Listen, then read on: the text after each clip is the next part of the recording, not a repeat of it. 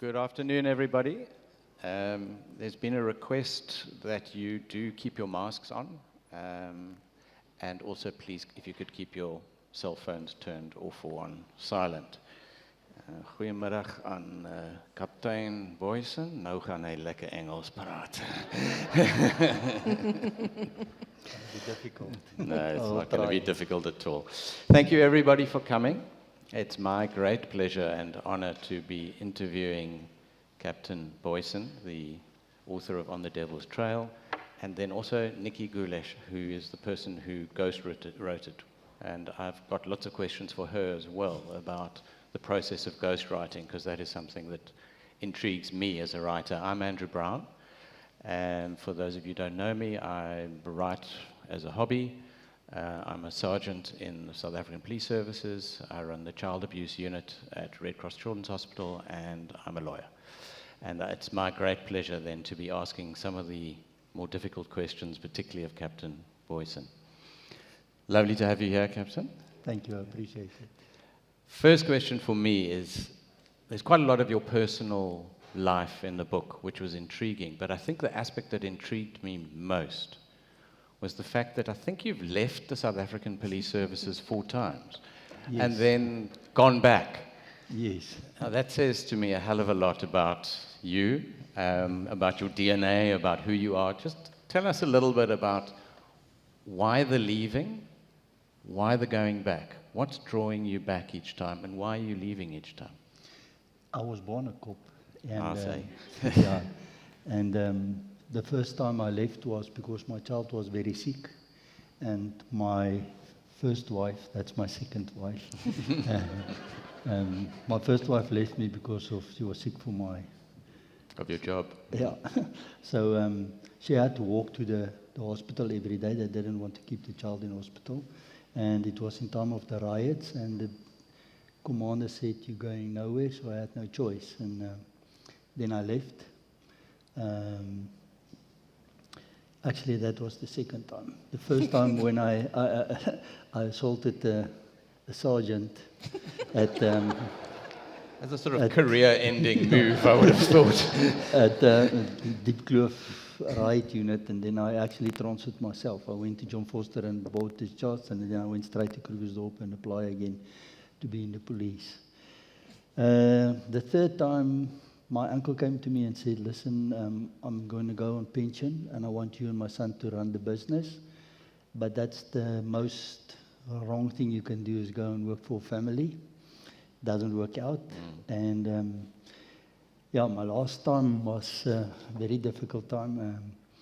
They didn't want to promote me. I went to study she management, so the government paid 150,000 for my to be a she manager, and eventually they didn't promote me. They promote somebody else, and me and this brigadier didn't see eye to eye, and then I just go to my wife one and I said, "Listen, I'm fed up now." So Good reasons to leave, but why go back for more of the same each time? But because you're not learning your lesson yet. Because if it's like a drug. Yeah. If a police van passes me, I get I need to go back there, and So, and I'm actually 63% disabled after my accident. So I could have left the police, easily been disabled, but now I'm 61, nearly 62, and I still want to go back, and they don't want me anymore. You're retired now, huh? Yeah, they said you're an old man, so yeah, whatever, I don't know. Nicki, what's a nice girl like you doing in a place like this? How did you get involved in this story? Okay, so funny you should ask. I phoned a friend to wish her happy birthday and ended the conversation with a promise that I'd write this book. Sure. I'm telling you, it's exactly what happened. Melinda, the publisher, it was her birthday. And I phoned to say happy birthday, Mel, and then we got to speaking about the Devilsdorp documentary, which I'm sure we've all seen, and it's a bit mad. And of course, you know, I lived for a couple of years as a kid. I lived in Krugersdorp, so I had a bit of a reference point. And Melinda said, "You should really write." She said, "I think you know, I think in that series really, really has a book. Ben, the cop. I said, yes, exactly. Quite right. She said, yeah, we should do his book. Nicki, you need to write it. It's like, okay. And then that meant that I had to write it. So yeah. I mean, only Ben could be the person writing. I mean, imagine Cecilia wrote the book. I mean, it would be unreadable. Unreadable. Yeah. Anyway. What the hell is wrong with Krugersdorp? Lots. Depends on who you ask. It's the water. Is it the water? I was wondering, it had to be the air or the water. No. Nikki, you've lived there a bit. What do you say is going on in now- Krugersdorp? And Port Elizabeth seems to be the other occult center of the world. But let's Yeah. stick to Krugersdorp. Now, when I lived in Krugersdorp, it was 1988 and 1989. And Eugene Ter Blanche was falling off his horse at the Paardekraal Monument. And Clive Darby Lewis, Oy. the killer of Chris Hani, was our ward councillor. So it was charming. Sure. So, and I was in boarding school down the road. So we all, you know, everybody who has lived in Krugersdorp has had much to do with it, has their own stories and their own, you know, their own interface with the town. So, for instance, my experience of Krugersdorp is vastly different and a lot more negative than Ben's, for whom, I mean, correct me if I'm wrong, Krugersdorp provided stability that you never had growing up. So it's a place that you've stayed in for the longest chunk of your life. Actually, Roodepoort. I'm just Roodepoort, staying yeah, on yeah, the, no, he's on the border. Yeah, it's one street and then it's Krugersdorp. I don't want to stay there. I need to stay to this side. It all sounds too charming for words. Here we are in Franschhoek. Yeah. Best place. Yeah. Okay. Captain, your take on Krugersdorp? I mean, why? This is some of the most extraordinary crimes that I've certainly read about. Yeah. What is going? Why Krugersdorp? Why? Is there any reason? Could it have been anywhere? Could it have happened in Franschhoek? Could we have had Devilsdorp is actually Franschhoek with the wine estate? I don't think so. Yeah, I should think. Too much Chardonnay, maybe. Yeah. Yeah, I arrested Eugene Ter Blanche because he came to Krugersdorp with that other journalist. Ja, Janie and, Allen, Jan, whatever. The unmentionable. Yeah. Yeah, and so Public indecency nobody was wanted the to charge. come and go and arrest him, so I said, I will go and arrest him. I'm not scared of him. So he was busy eating steak and stuff, and I went to Pretoria, to Brooklyn, where his favorite restaurant was, and I arrested him and took him back. I was in a bomb blast in Krugersdorp. The huisgenoot, mother, child, finalist, husband, they were divorced, so he killed her. I read a lot of investigation and stuff that was always in the newspapers. But I always asked the newspapers, people, please don't mention my name, because you compromise yourself being a courant speeder. I never wanted to be. But actually, after Devilsdorp, luckily You I didn't went have a on choice pension, after Devilsdorp, because yeah. all of the TV cameras and the newspaper people, journalists were always in court. So that was very difficult for me to hide. Yeah. So, You weren't ever part of the occult crimes unit, though. Was No. this the first sort of occult crime that you'd had to deal with? No, I've investigated police members that was part of the occults, and the one killed the other one. Right. And at that stage, it was 1991, 92, and at that stage, I called my commander, and he called the general, and the general called Kobus Jonker, and they all came to the crime scene. But it was, you could have seen, he was the most Occult-related crime, occult-related It was crime. like a human sacrifice. Yeah, human sacrifice. So, but they said no. I must just investigate a normal GO. And eventually, 1 year later, I've told the mother of the deceased, that child killed your child. Yes. And she scolded me, and she got that child to stay with her in the house eventually, The murderer. the murderer. And 1 year, 1 month, and 1 day after that incident, he killed himself. And he left her a note that he actually killed her Confessing to. son. Yeah. I see. And he was busy making the other boy also a Satanist. And my case number was 111 of 12. Doesn't So get better. I mean, you can't make this stuff up. No, And here we are in a church talking about Satanism. I love it. Couldn't have been better arranged. I wonder if the Franschhoek organizers thought, oh, yeah, we better put them in the NG Kerk for the... Yeah. Okay, now I know that you're sick and tired of it, but I'm afraid we have to go there. We have to talk about Cecilia. Yeah, it's just one of those things we have to talk about. I've got a particular a few questions that I want to ask you about Cecilia. But just to sort of set the scene, she says she's a satanic witch. She says she's married to the devil. Poor bugger. And she's got a marriage In a marriage certificate. Can you imagine to the prove divorce it. settlement? Yes. She says she's at the center of a fight between good and evil, the overcomers through Christ versus Satan. That's what she's portraying to the world. That's what she's portraying to the people who are now her followers. Yet you describe her in an interview as a clown. So she behaved like a clown. When I read that, I just thought, but that's so different to the person that she's portraying. Tell us a little bit about this. What's this clown part of her? It was after, I don't do my own arrests because of my nickname, and because all the judges the magistrates in Krugersdorp knew me, and some of the judges in the High Court, so I usually get warrants of arrest and ask other policemen to go and do the arrest, otherwise they'll get in court and say that I'm assaulted them. So I've got these people to go and arrest Cecilia. And the next morning, I asked Colonel van Staden, she must go and fetch her and Marinda for me, one at a time. So when she came in, she had this big cylinder with that very strange hair. And I was looking at this woman. And this was an oxygen cylinder, I suppose. Yeah, and it was a heavy one. So, and I thought, yes, this woman must be very ill. I think she's got cancer and stuff.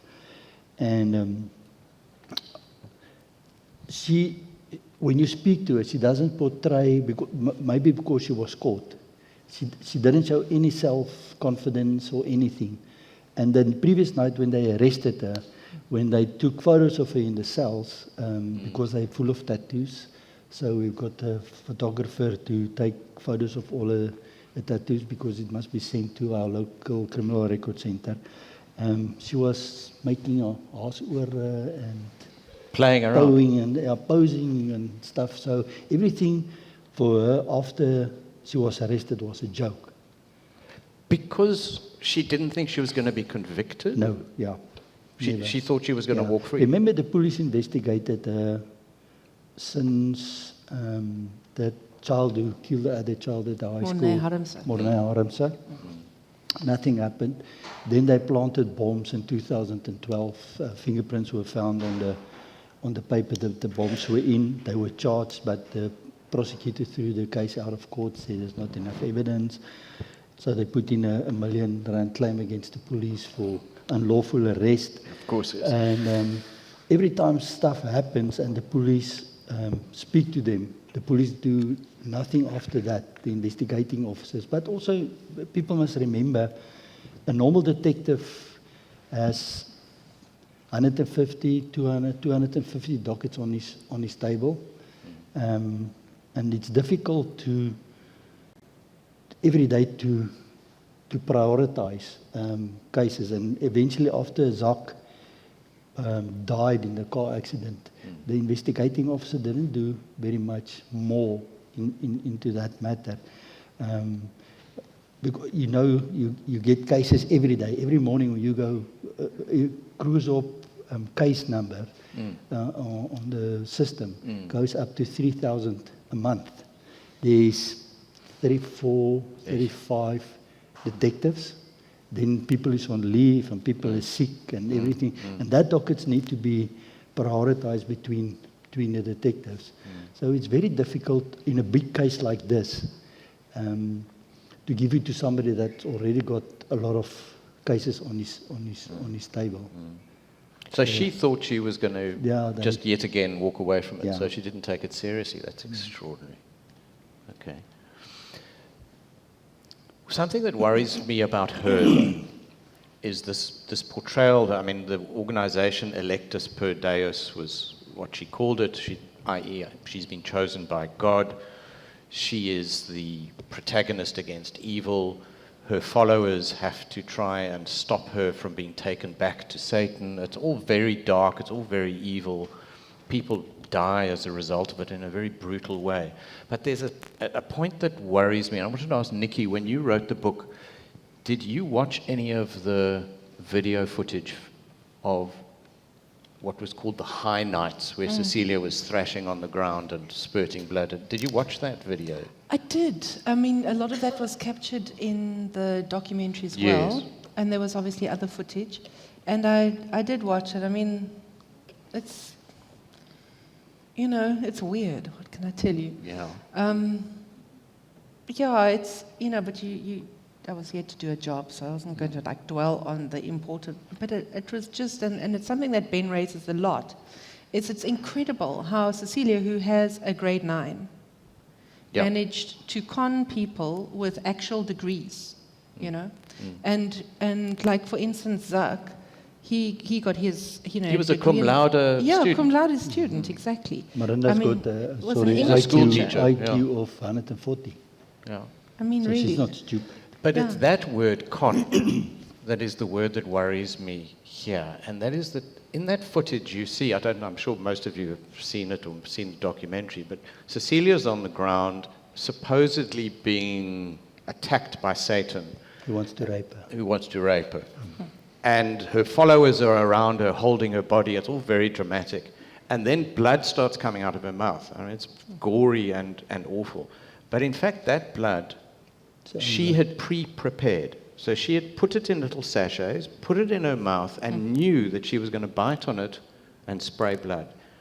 So my question to both of you is, then she knows it's bullshit. Yes. Yeah, She but doesn't believe this stuff. No, She enjoyed knows she's playing a game. Yeah. Is She- that right? She knows she's not deluded. She's not psychotic. She knows what she's doing. She No, knows she's exactly what she's doing. Absolutely I aware find that of what she's doing. extraordinary. Okay. Yeah. Then the next question Her has children to be, was laying on the bed while Yes. she did that, and they were small, and they were screaming the whole time. That's why I never showed that video footage in court, so it can be on the news and everywhere. And they were shouting, "Devil, please leave my mother alone, please. Devil, go away." So they so she was prepared to present Yeah, that she to her talked own about it to children as well. Yes, yeah. So Okay, so then the next question has to be why? What is in it for her? Why is she doing this? Money. she loved it. Okay, let me tell you how I got Okay, let's hear. into that. Captain, and then I'm The- going to ask you, Nicki, because maybe you've got different views on why she's doing this. The grandfather phoned me and he said, because Marcel was lying in court, that's one of the things she was lying. She said that she went with Zak and her mother to Rex Bendix's house because she needed to be there in school clothes. But they were dressed in cop clothes, so the old man was anyway going to open the gate. She was actually there to take a video of how Rex Bendixen was killed because Cecilia wanted to see it.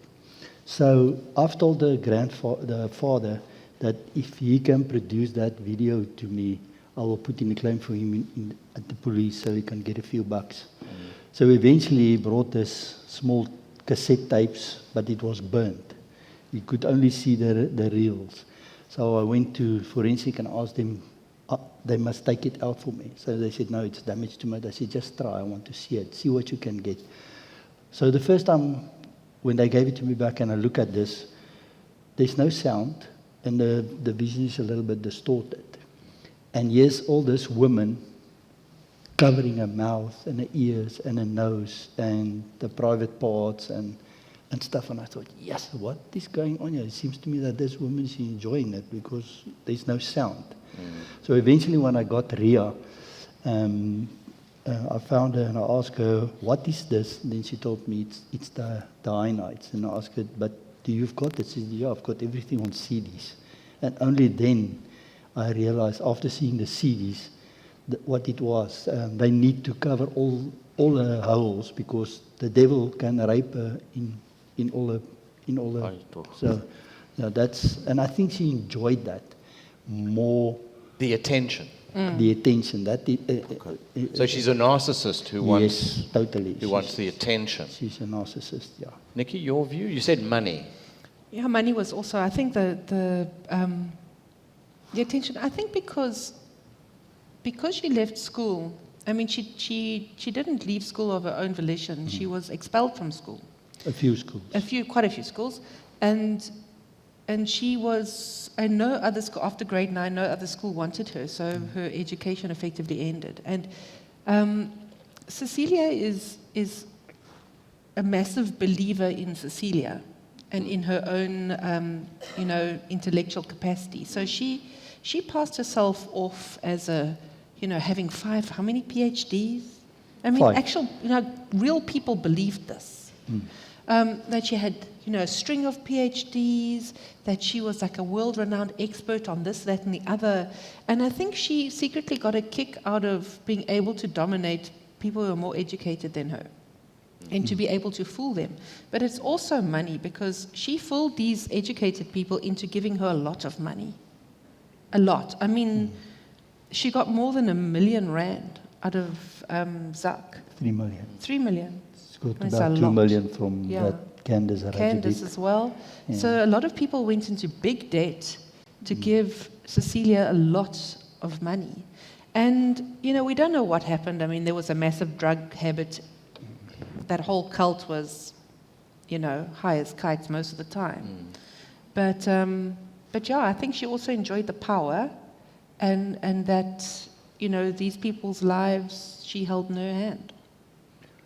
Why then are people following her? Okay, if that's what her motivation is. It's narcissism, it's greed, it's attention. Why is Zach Valentine, cum laude financial student, Miranda, who's a high school teacher and apparently a very successful one and a much loved one, why are they falling for it? What's in it for them? Maybe I can ask you that, your view on that, Captain, first. I think Miranda loved the thing that she actually became Cecilia's protector. Ria was a protector and Ria was a mother. When she became Anya, she drank titty bottles, and eventually, if there was not something to drink, then she was breastfed by her.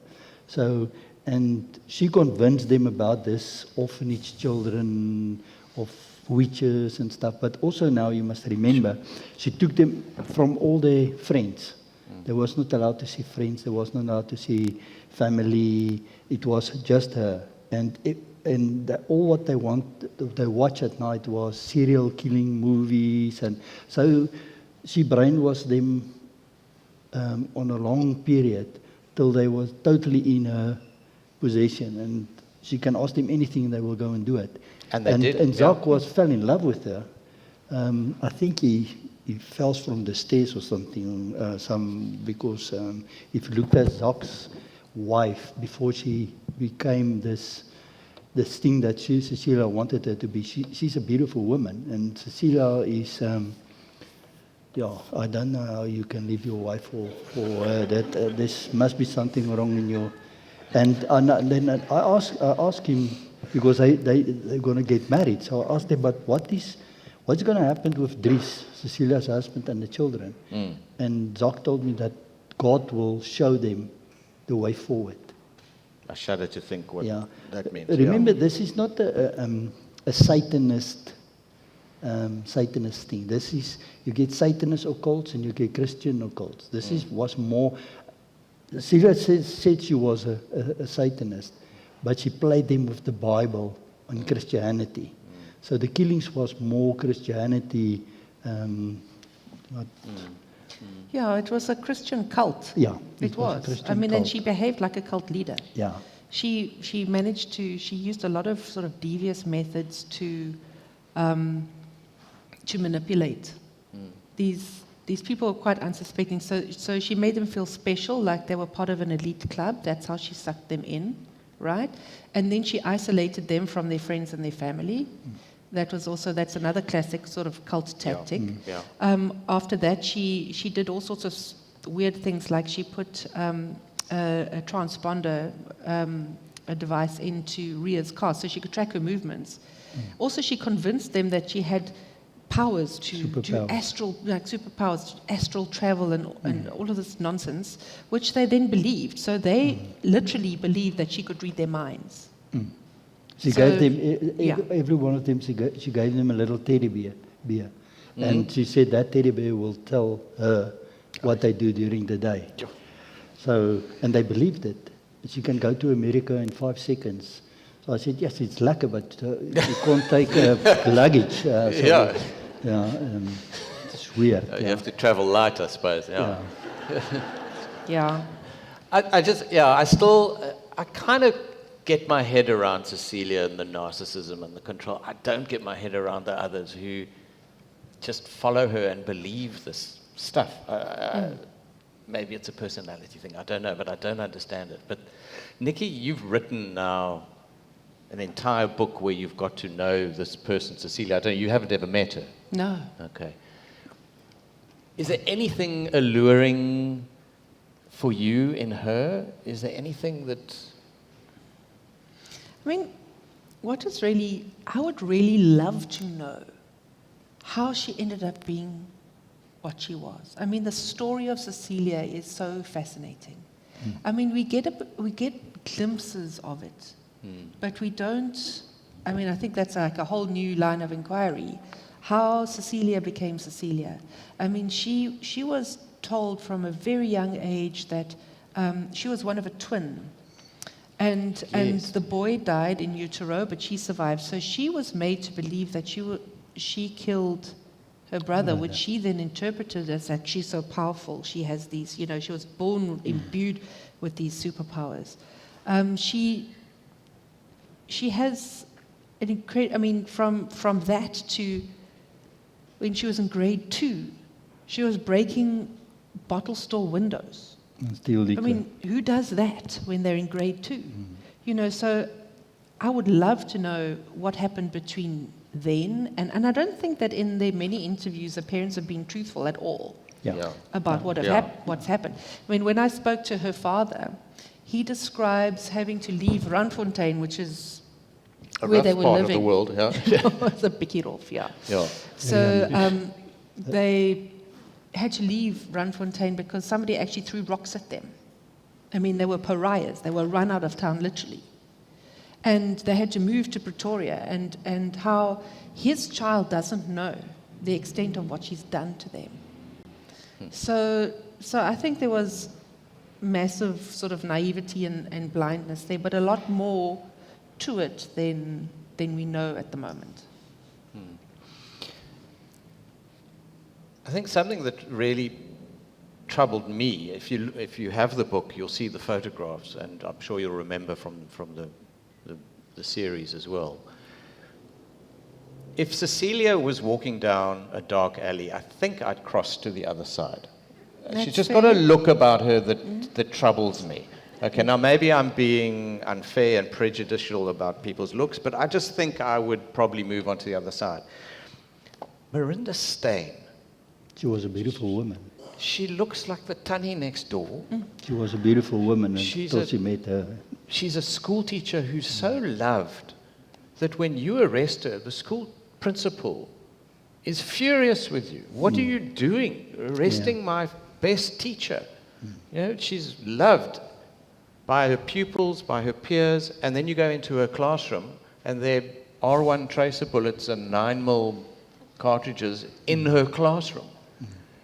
And she's just pure evil. I mean, she's just, as far as I'm concerned, she is just the most evil human being I've ever read about outside of fiction. What do you make of her? What is in it for her? I think when she testified also in court, and murderers, if you arrest a murderer and you eventually go to court and they plead guilty and the judge will ask them, why did you do it? You give a short version and you don't describe how you killed this person because it's known you were shot or his throat was cut. She actually sat down and explained to the judge exactly what she did. Even when she killed Michaela, at the end she said, yeah, and something else you need to know, Judge, when I hit her with the hammer and her head bounced from the stuff and she woke up from the they'd given her a sedative. Yeah. She told her that, Michaela, you must pray now because I'm going to kill you. And she explained exactly how she killed Rex Dixon, how she loved it. So I think she had this evil thing in her anyway. Cecilia just assisted her to bring it out. She tried to poison her own son eventually. Yeah, she tried to poison him. Also after they killed Michaela, she told both of her children, if any one of you speaks or want to get out, I personally will kill you. And she hit them with baseball bats, because I saw in the photos, I was not on the crime scenes, but the crime scene photos, I went back to local criminal record center and said they must print me all the photos that they took from the crime scene, because they don't put all the photos in the docket. So, and there was a baseball bat standing there that's full of blood. And I went to LaRue and asked him, but whose blood is this? And he said, it's mine. My mother hit me with this baseball bat. And even Michaela at the end of the day said that her mother hit her also with the baseball bat. Yeah, you have to take a deep breath sometimes to realize that we're not talking about a particularly gruesome work of fiction. We're talking about it's not a movie. People who live in Krugersdorp, not so far down the line. This is what Marinda, though, and I hear what you say, but this is what Marinda then wrote in her devotional diary that you found. So you found it at the flat, and there was a piece torn out and written on, and this was it signed by her in October 2015. And she says, "To whom it may concern, in the case of my death, my only wish is to die in the service of God, for Jesus to take me home with him when it is time. Therefore you can cremate my body and flush the ashes down the toilet, whatever is the least trouble and expense. Whatever I've owned or paid out in money can be used towards whatever is needed for electus per deus witches, saved or still unsaved, and druids and our EPD children. Can't put that in my last will and testament, that is why I write it here." So she's still seeing herself as some sort of force for good. Yeah, her body, she's got tattoos on her body. So in the middle of her back, she's got a sword. And the right-hand side of her body is only godly stuff. And the left-hand side of her body, of that sword, is only devil stuff. So, yeah, I don't think she knew actually what she wanted. Do I want to be a devil worshipper, or do I want to be a Christian worshipper? Sure. Just shows you when Tani Marinda comes walking down the dark alley, you should definitely be walking on the other side. Let's talk a little bit then about ghostwriting, because that is something that interests me enormously as a writer. Captain, let's start with you. I know your initial response to hearing that Nicki was going to be the person ghostwriting your book, your initial response, you weren't entirely happy with this idea of the Engels vrou wat nou jou story gaan skryf. Yeah? Yeah. And Tell us a little bit about how that went down. The first day she came there to me, and she said, I'm English, and I thought, oh, my wife's not at home. How am I going to explain some of the stuff?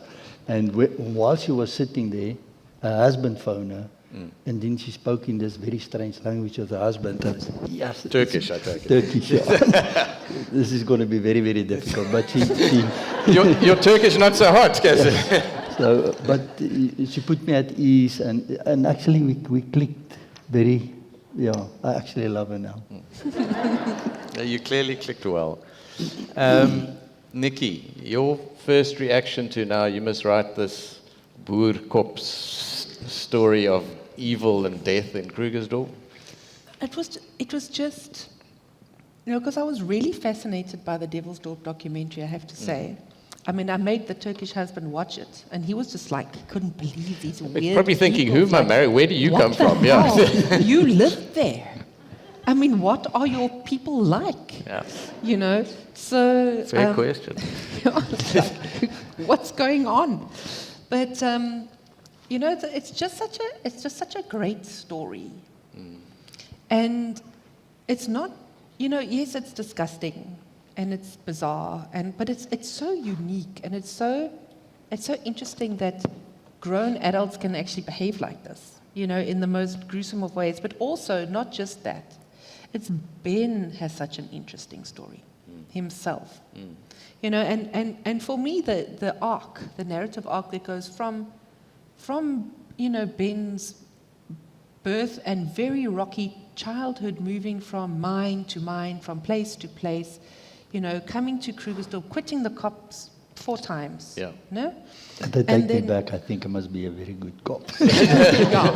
And then, you know, this whole sort of arc, and then you see who is Electus Pedaeus really? Who was really chosen by God here in this whole story, and how everything in Ben's life stacked up for him to be able to successfully, single-handedly, really crack that case.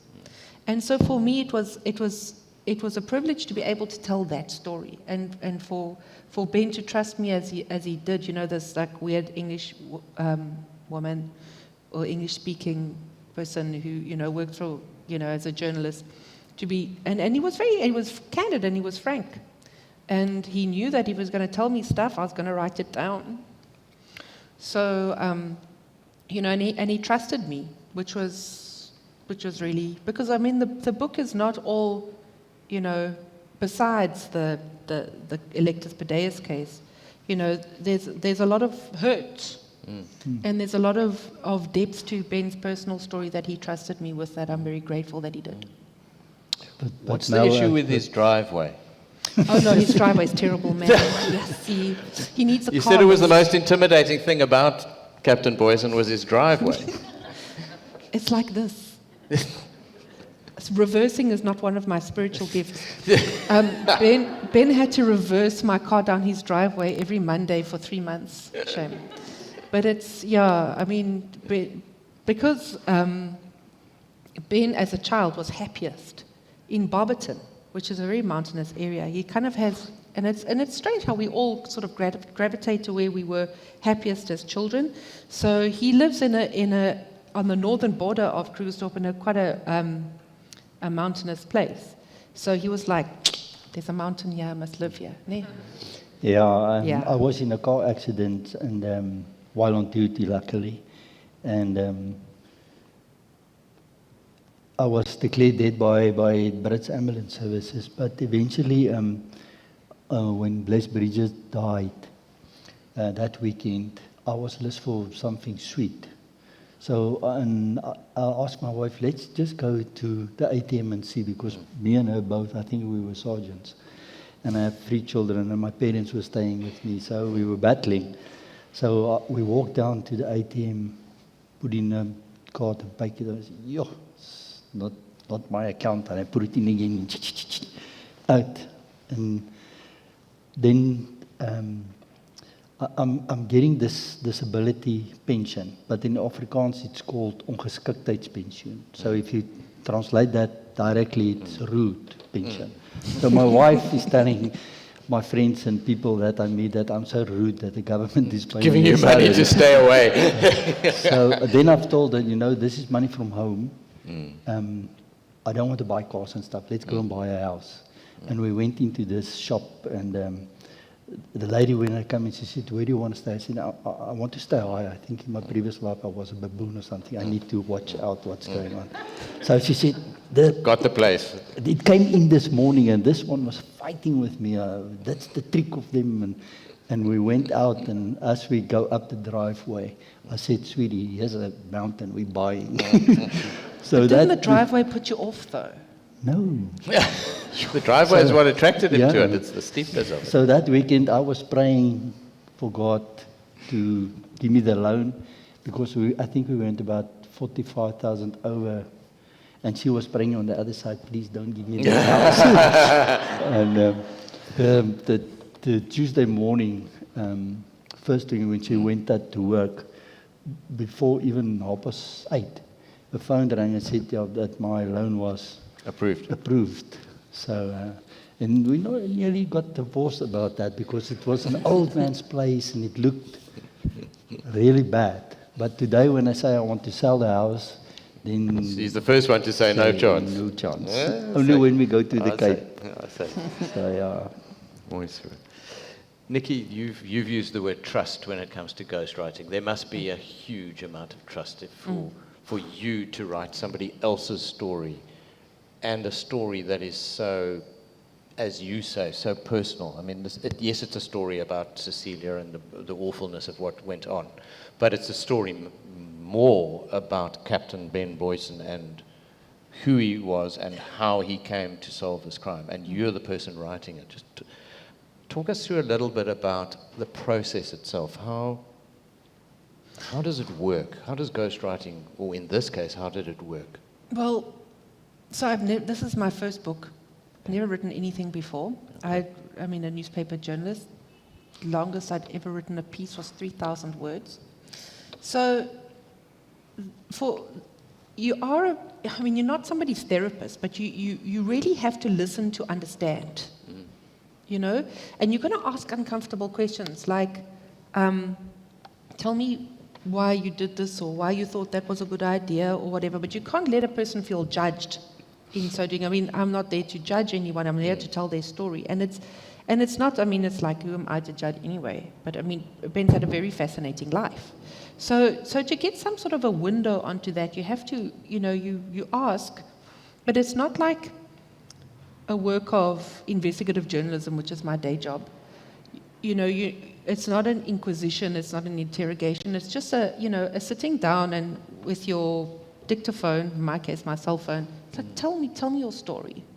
So you are talking to Ben, We would go and then every you're going Monday, away and writing. Then I would transcribe. Okay. So what would happen, well, nuts and bolts, practically.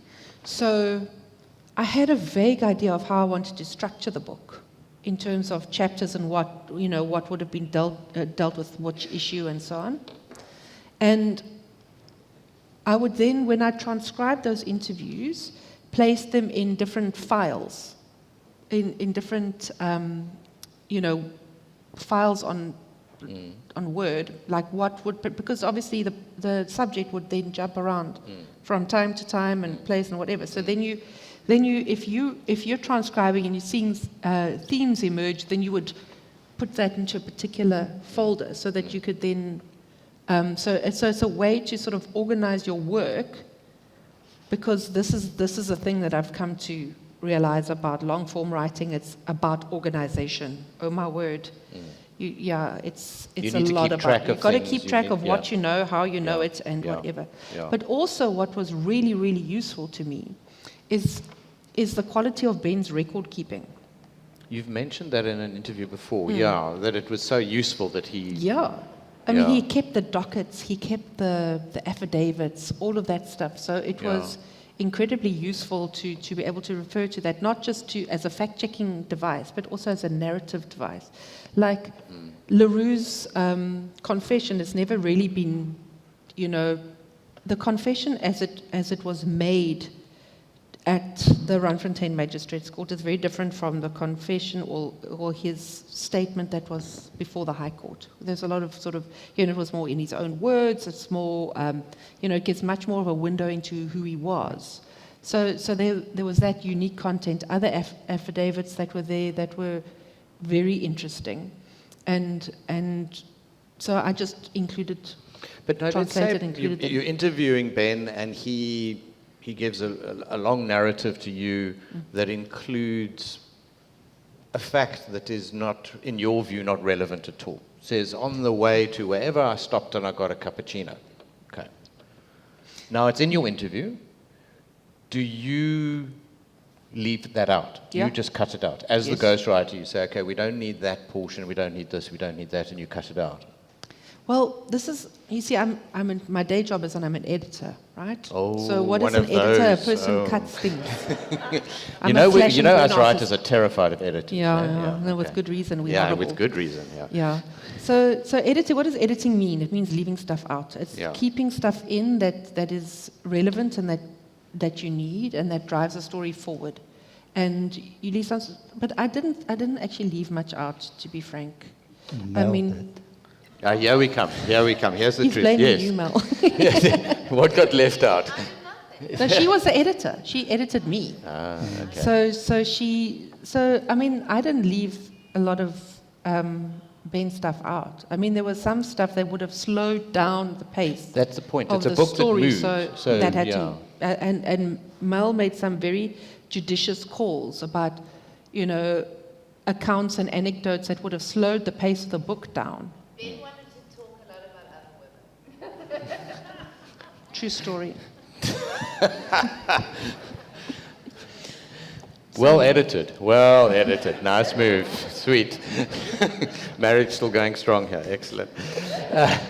The editors don't understand. I mean, the worst thing as a writer that you can ever see is a comment from an editor saying, "I think this paragraph should come out." It's like someone saying, "I think you should throw your child away. And, you've got other children. Discard this child." Like, I wrote that paragraph. I sweated over that. And you want to just put a line through it, and they do it all the time. And they're such Unfeelingly. heartless people. Heartless. But also it was very difficult for me to speak to her because I want to ask you, yeah. she's a Sunday Times. So you're talking to a journalist. Yes, and there's a lot of stuff. Ons boere praat nie met Yeah, journaliste. like in General Boyson's, also in his book, there's a lot of stuff that happens in your police career that you cannot put on paper. So it was difficult for me to decide what to tell her and what not to tell her. But eventually, our verhouding, Your relationship. our relationship became so close that I could have told her other stuff, and I knew that she will not put it in a book and threw me under the bus. And personal stuff, how do you reach that level of trust where there's a lot of personal stuff, a lot of personal hurt, the way that you see yourself, the way that others have seen you, all of that's in the book. How do you come to trust a stranger at that level with that kind of information? I've got a good judgment of character in my whole police career also. So I will meet somebody and I will like you, I will not like you. And if I not like you, you will see it on my face. I can't hide it. Good to know. So, and 99.9% I'm not wrong. So, and when you speak about your growing up and everything, it's not difficult to do that. But eventually when they put it in a book and you read it, then you say, ish. This is, Was that a good idea? This is now, and my father's sister, she phoned my mother the other day. My mother is old anyway, she can't remember stuff. And according to her, I was special child. I've got matric and I've got distinctions and whatever. Okay. So, and then my father's sister phoned my mother and she was cross about the book. And I said, but people that know me and how I grew up, when they're going to read the book, they must see me in the book. They must see the truth. They must not read the book and say, nee, fuck, Ben Bliksem lieg, hier so So you understand? Yeah. So, It's got to be authentic, and it is authentic. I mean, a person can see you in the book, 100%. They must see me in the book. And this is for me very stressful, I can investigate You're doing the murder well. case. Don't worry, you're doing very well. This is more stressful than a murder doing well. case. Signora. Okay, but then there is one question that I have to ask you then about, say, what went into the book, what went in, didn't go into the book. You're honest about everything. That's my sense as a reader. I never, at any point, got the sense you twisting things, you hiding things, you playing games. I never got that sense. Save for one issue where I felt you pulled your punches, and that was around the police involvement. there are two policemen who were potentially aware of what's going on and or involved. One is Cecilia's husband, Dries. He's a cop, and he stays a cop throughout, and as far as I know, he's still a cop. You allude to the fact that he must have known, he must have somehow been involved, but you pull your punch on that one. And then the other one is, I must now get to his name, Henny de Jager, Occult Crimes Unit. There again, you pulled your punches back.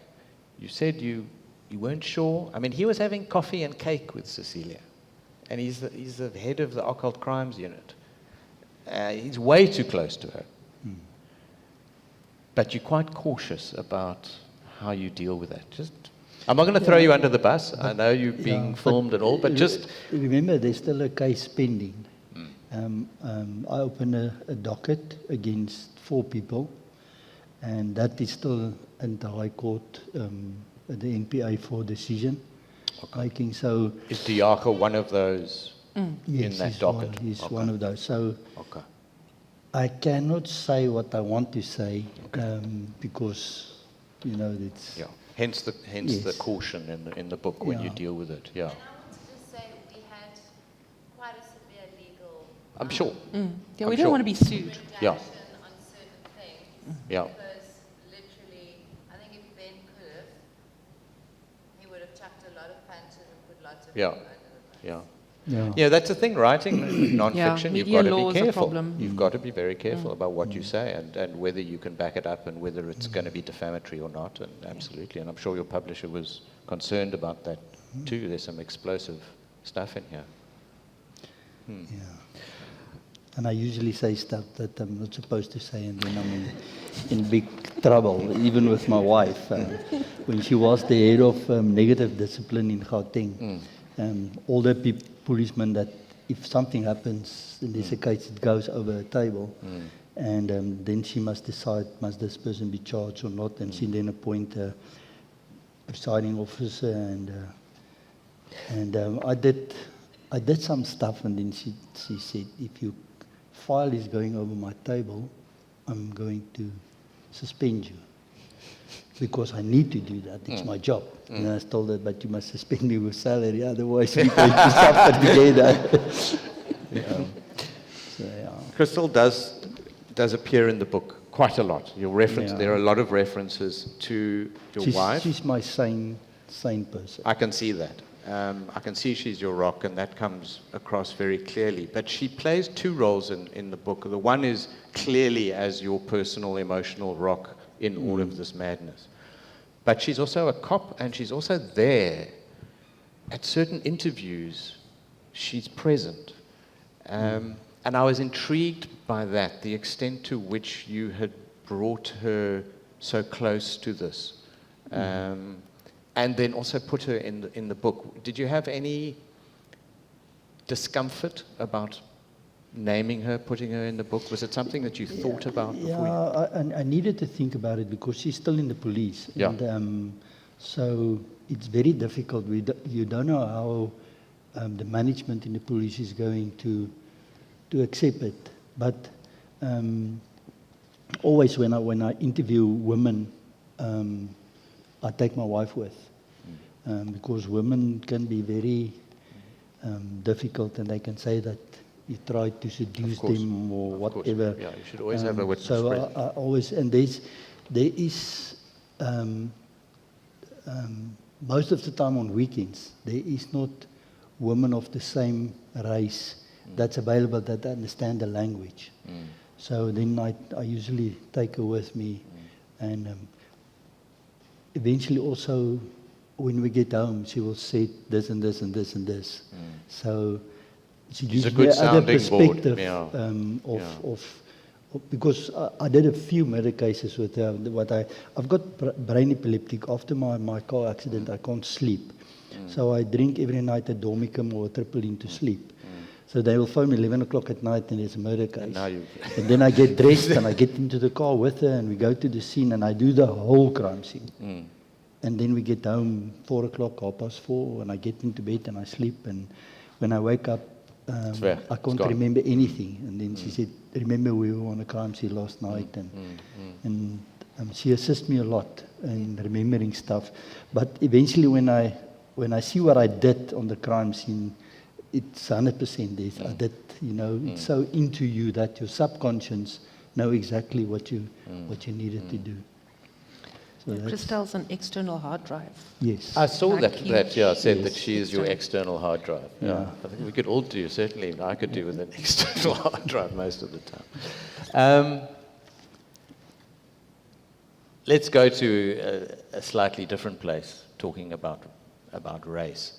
You've said in your book, amalgamation in SAPS was a painful process. Yes. You were in the Diepkloof riot squad in the 80s. I was in Pollsmoor prison in the 80s, in solitary confinement. I was an ANC cadre underground at the time. So you and I come from very different perspectives on policing, and yet here we are chatting at Franschhoek. And we both, well, you've just retired, but both of us still in the police. How has that process been for you personally, going from Diepkloof riot squad right through the amalgamation, 94 MK cadres coming into the police, your senior management changing, ANC management coming in? How have you dealt with that personally? My philosophy is I work for the police. I don't care about who's in charge, who's not in charge. I catch criminals. So I never let myself get into the mindset that people who used to be my enemies now my bosses. It's difficult in a way that senior management in the police that's got very much knowledge and who used to teach us how to do the work. They all went out, or most of them went out. So it was difficult for me at that stage. But then I decided I need to now to go to the prosecutors, the old prosecutors, and the old magistrates. When I've got a problem, I will phone one of the old magistrates and I'll go to him and say, listen, I've got this. Give me knowledge about that. And assist me with that. So, but I never... It was difficult because people came from other places in South Africa, like Botswana and stuff, and they were a sergeant, and they came to Pretoria, and she was working at that stage also in the college, and then they go to get ranks, and when they come back, they're a captain or a lieutenant, or they gave themselves ranks and stuff. And the other problem is we've got people that used to work as guard gates and informers and stuff that we assist, that they do something in the police for us. And all those people eventually got appointed as police officers. That it was frustrating. It was very frustrating, but you needed to deal with it because I'm not there to be somebody's friend or throw stones and stuff. I need to attend to crime. So I did for the old regime what I did for the new regime. I fought crime, and that was my whole purpose. You must not get involved in politics because then it will... Yeah, you take your eye off the ball. Yes, you take your eye off the ball. Absolutely. And that's also what happened in this case. The previous investigating officers look at Satanism. Satanism is not a crime. And they were threatened that they're going to kill them, and they become sick, and they think that these people put spells on them and stuff. I don't care. I investigate the crime. I don't care what they are, Satanists or Christians or whatever. So that is more the way we were treated. Yeah, we're running out of time. Last question for you then. The little I know of you through the book and chatting to you now, I can't imagine how you're dealing with retirement. Yeah, me too. What are you doing in your retirement other than driving your wife completely insane? I wake up in the morning and then I'll take her car out of the garage and warm it up, and then she will come out in full uniform. And my Yeah, heart you'll goes, salute her. "Oh." Yeah, you And give her a then salute. Then Yeah. she goes Say. out, and then I'll go inside the house. I first speak to the dogs. Yes. Then I go into the house, open the front door, Yeah. clean the pool, and then the birds will come to the front door. And Okay, so it's ask not for 20 food. past 8 in the morning. Yes. Yeah. So, But no. yeah, it's very difficult. But I don't want to become a investigating a person, a private Yeah. investigator, because I've got a problem with that. You can be the best policeman there was. Now you become a private investigator. Your son is killed. The police don't assist you. The courts don't assist you. You come to me and say, listen, please assist me with this investigation. I want to know who killed my son. Now eventually I can prove who killed your son, but I can do nothing about it. I still need to give all my information to the police And trust them. and trust them to do their work. Now, we all know there is some corruption in the police and stuff like that. And now, that person who's investigating the case isn't doing his job properly. And now you know you could do it better. And now you're going to look at me and say, listen, I paid you money for this. You showed me who the murderer is. Why is this person now not getting what he's supposed to get? Yeah. And I cannot take your money and go and sleep well if I know the real You can't murderer actually is- do anything about No, I it. can't. Yeah. I will not be able to do that. Okay, you're going to need to find something, Captain. Yeah. You said Yeah, nothing. I will. But you know what? God will put something on my way. I'm sure. I'm sure. He always does. Yeah. So, Captain, it's been an absolute pleasure to talk to you. Nicki, it's been lovely to talk to you. I hope that the audience has enjoyed listening to what you have to say. And well done on this book. It is an extraordinary read. For me personally, in many ways, far, far better than watching that dreadful series. So buy the book, get Captain Boyson to sign it for you, and thank you very much, everyone, for coming. Thanks. Thank you.